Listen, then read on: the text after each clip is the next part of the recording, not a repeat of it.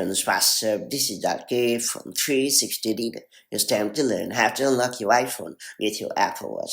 Thanks to the latest update, you can now unlock your iPhone with your Apple Watch. Times when Face ID is not working or you have trouble authenticating your iPhone, this auto unlock feature can come in super handy. That said, let's get started. First and foremost, open the Settings app on your paired iPhone. Now scroll down and choose Face ID and passcode. After that, enter your device passcode to proceed.